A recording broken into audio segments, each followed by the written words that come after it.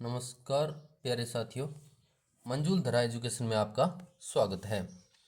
आज हम चतुर्थ श्रेणी के जो सिलेबस हिंदी से संबंधित था उसमें पत्रावली से संबंधित जो पाठ्यक्रम था उसका एक नेक्स्ट वीडियो जो टॉपिक है हमारा वो है कार्यालय आदेश। इससे पहले हमने कार्यालय पत्र के बारे में पढ़ा। कार्यालय पत्र के बारे में विस्तार से जो है थ्योरी पढ़ी, उसके साथ साथ में हमने क्वेश्चन भी किए हैं।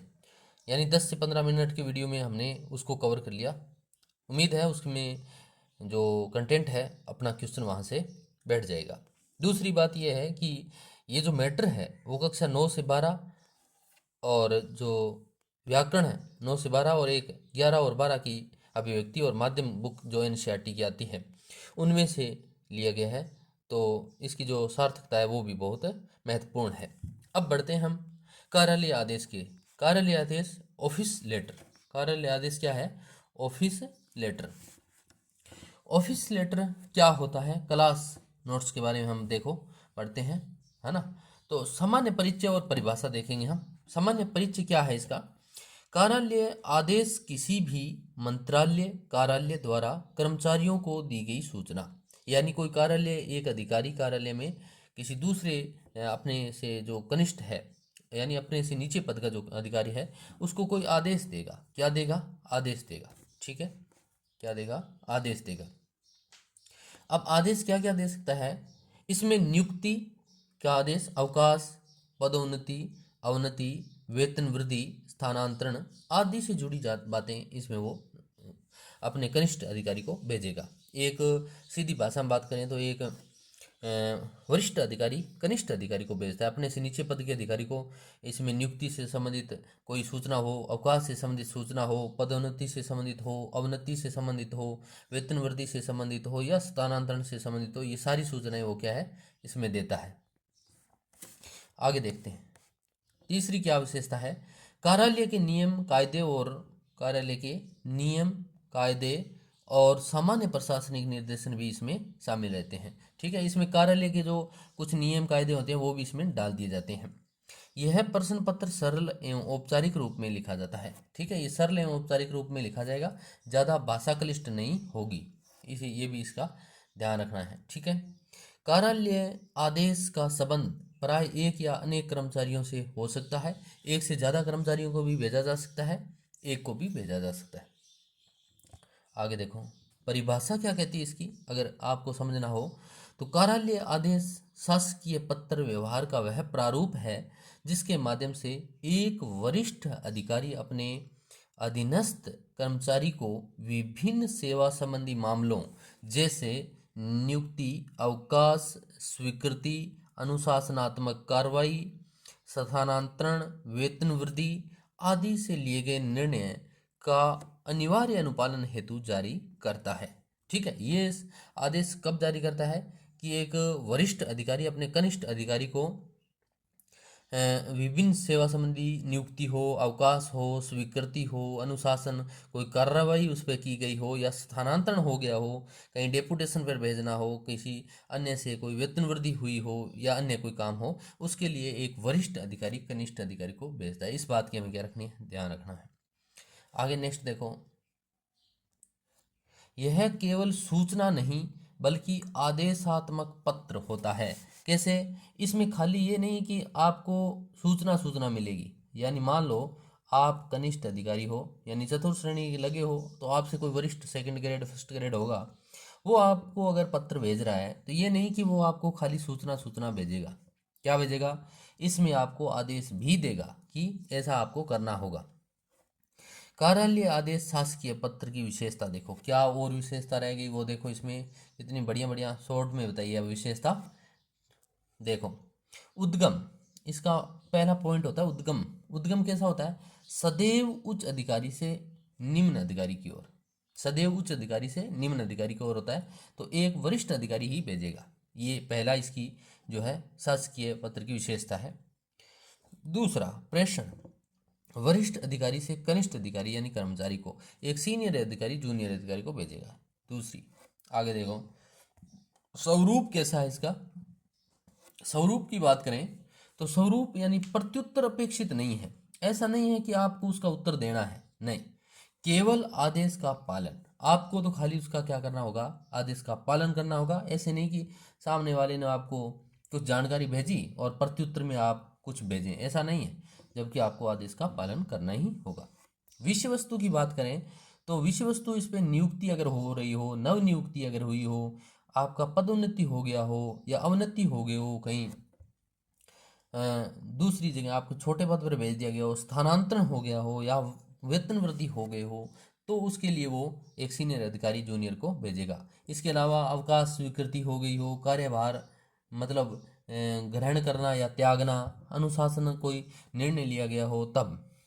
ठीक है। पांचवी क्या विशेषता रहेगी, भाषा शैली कैसी होती है, आदेशात्मक होती है। प्रश्न बन सकता है कैसी भाषा होती है, आदेशात्मक, आदेश होता है उसमें, ऐसा करना ही होगा।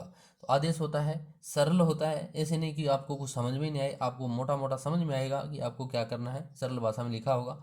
औपचारिक होता है, यानी औपचारिक होता है, नियम और कानून के अनुसार, कार्यालय के जो नियम हैं कायदे हैं उसी के अनुसार भेजा जाएगा। अपनी तरफ से मनगढ़ंत कोई शब्द, कोई काम, आपको घर का काम या कोई औपचारिक काम या यूं कहें कि पर्सनल काम के लिए नहीं बोला जाएगा। ये प्रशासनिक काम और कार्यालय से संबंधित ही काम होगा और उत्तम पुरुष शैली में लिखा जाएगा। ये महत्वपूर्ण है।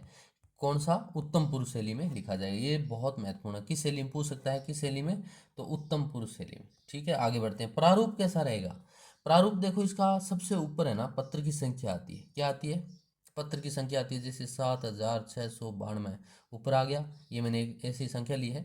उसके बाद में कार्यालय का नाम आ गया, जैसे RPSC आ गया, कार्यालय का नाम आ गया। फिर दिनांक आ गई, बीच में आदेश की सूचना व निर्णय, बीच में आपको क्या आदेश दिया गया है, क्या सूचना दी गई है, क्या निर्णय लिया गया है, वो बीच में रखेंगे। नीचे दाईं ओर अधिकारी का हस्ताक्षर व पदनाम, नीचे नीचे दाईं ओर क्या लिखेंगे हम, इस तरफ क्या लिखेंगे, अपने अधिकारी का हस्ताक्षर व पदनाम लिख देंगे। नीचे बाईं ओर उन कर्मचारियों के नाम लिखेंगे जिन पर आदेश लागू होना है। जो भेज रहा है वो तो है दाईं ओर, वो तो क्या है, दाईं ओर है। और जिनको भेजा गया है, यानी 2 व्यक्तियों को भेजा गया है, 4 व्यक्तियों को भेजा गया है, 5 व्यक्तियों को भेजा गया, उनके 1 2 3 4 5 इस प्रकार से उनकी यहाँ पे अलग से, जैसे एक यहाँ इस तरफ बाईं तरफ देखो, बाईं तरफ जैसे 1 2 3 4 लोगों को भेजना है, तो इस तरफ 5 को, चारों के नाम आ जाएंगे और उनका पता वगैरह ये आ जाएगा। अब क्या होता है इसमें, देखो ये हुआ। अभाव किन किन चीज़ों का, ये पॉइंट दिए हुए हैं, इन पर ध्यान रखना। अभाव, इसमें संशोधन, जैसे श्रीमान, प्रिय और समापन सूचक शब्द नहीं लिखे जाते, ये इसमें अभाव रहता है। आपसे ऑप्शन में आ जाए कि निम्न में से कौन सा जो है वो आदेश कार्यालय से संबंधित नहीं है, तो इसमें आपको वो संबोधन दे सकता है, कोई श्रीमान दे सकता है, प्रिय दे सकता है, ये शब्द इसमें नहीं होते। क्या नहीं होते, ये शब्द इसमें नहीं होते। ठीक है। अनुपालन किस बात की, आदेश का पालन संबंधित अधिकारी कर्मचारी हेतु अनिवार्य है। अनुपालन, आदेश जो अनुपालन है वो बहुत जरूरी है, वो आवश्यक है। उल्लंघन, आदेश का पालन न करने पर आपके साथ अनुशासनात्मक दंडात्मक कार्रवाई की जा सकती है। अगर आपने उसका अनुसरण नहीं किया, अनुशासन नहीं किया, तो कार्रवाई भी की जा सकती है। अब देखो इसमें टॉप महत्वपूर्ण प्रश्न किस प्रकार के, आपको प्रश्न भी लेके आए हैं साथ में। ठीक है, साथ में इसमें प्रश्न भी है। तो देखो पहला प्रश्न क्या कहता है, कार्यालय आदेश का उद्गम किस स्तर से होता है। तो हम पीछे पढ़े था हमने कि किस स्तर से होता है, तो वो उच्च अधिकारी से होता है। क्या है, उच्च अधिकारी से निम्न अधिकारी की तरफ चलता है। उच्च अधिकारी से क्या है, निम्न अधिकारी की तरफ चलता है। दूसरा क्वेश्चन देखो, दूसरा क्वेश्चन, कार्यालय आदेश का स्वरूप कैसा है। तो औपचारिक है, आदेशात्मक है, व्यक्तिगत है, भावनात्मक है। तो आदेशात्मक है ना, ये उत्तर भी लगा हुआ है साथ में, शायद ये उत्तर भी है, उत्तर ये है। तो ये आदेशात्मक क्या है, आदेशात्मक लगा होता है। तीसरा देखो, कार्यालय आदेश में कौन सा भाग नहीं है, कौन सा भाग नहीं होता है। मैंने पहले कहा था ना ऐसा प्रश्न पूछेगा, कार्यालय आदेश में कौन सा भाग नहीं है, कौन सा भाग नहीं है। पत्र संख्या होती है, आदेश का विवरण होता है, हस्ताक्षर, पद, नाम ये होते हैं, लेकिन संबोधन नहीं होता। क्या है, संबोधन नहीं होता। कार्यालय आदेश में प्रयुक्त भाषा कैसी होती है, तो भाषा है वो औपचारिक होती है। क्या होती है, भाषा औपचारिक होती है, हमने पहले देखा था ना, औपचारिक होती है। आगे देखो, कार्यालय आदेश का मुख्य उद्देश्य क्या है। उद्देश्य केवल सूचना देना नहीं है, केवल सूचना देना नहीं है, संवाद करना भी नहीं है, पत्राचार करना भी नहीं है। क्या रहेगा, निर्णय की जानकारी देना और उसका पालन करवाना, पालन करवाना ये रहेगा। निम्नलिखित में से कौन सा विषय कार्यालय आदेश में शामिल नहीं होता। पदोन्नति होती है, वेतन वृद्धि हो गई तो आपको भेजा जाएगा, आपकी पदोन्नति होगी तो भेजा जाएगा, अवकाश की स्वीकृति आपको मिल गई, आपने छुट्टी मांगी और मिल गई तो भेजा जाएगा। अगर विवाह का निमंत्रण है ना तो वो फिर व्यक्तिगत भेजेंगे आपको, व्यक्तिगत आएगा उनका पत्र, ये नहीं आएगा, व्यक्तिगत भेजेंगे। ये आदेश कार्यालय आदेश आपको नहीं भेजा जाएगा, व्यक्तिगत आएगा इसमें, ठीक है। तो विवाह ये नहीं होगा। आगे देखो, कार्यालय आदेश का प्रेषण किसको होता है। प्रश्न संख्या 7 क्या कह रहा है, कार्यालय आदेश का प्रेषण किस से किसको होता है। तो एक वरिष्ठ अधिकारी कनिष्ठ अधिकारी को भेजता है, यानी वरिष्ठ मतलब बड़ा अधिकारी, कनिष्ठ यानी छोटे अधिकारी को भेजता है ना, बड़ा छोटे को। ठीक है, आगे बढ़ो। कार्यालय आदेश का उल्लंघन करने पर हो सकती है, क्या हो सकता है, दंडात्मक कार्रवाई होगी। कार्यालय आदेश में किसकी अपेक्षा नहीं की जाती। तो कार्यालय आदेश भेज दिया तो उसमें ये जरूरी नहीं है कि आप उसका उत्तर भेजो लिखकर, नहीं, आपको तो पालन करना है। क्या है, जो नियम लिखे हैं, जो कायदे बनाए हैं उनका पालन करो, जो आदेश दिया उसका आदेश की क्या करो, पालना करो। दोबारा लेटर भेजो नहीं भेजो कोई बड़ी बात नहीं, पालना जरूर करनी पड़ेगी। कार्यालय आदेश शासकीय पत्र व्यवहार का वह प्रारूप है, यह किसकी परिभाषा है। कार्यालय, ये क्या कह रहा है, कार्यालय आदेश शासकीय पत्र व्यवहार का वह प्रारूप है यानी व्यवहार का प्रारूप है। शासकीय पत्र व्यवहार का क्या है, प्रारूप है। ये किसकी परिभाषा है, कार्यालय आदेश की है। किसकी है, कार्यालय आदेश की है। ठीक है, तो ये थे इंपॉर्टेंट आपके 10 क्वेश्चन, साथ में टॉपिक। ठीक है, मिलते हैं नेक्स्ट किसी अच्छी वीडियो के साथ, तब तक के लिए जय हिंद जय भारत।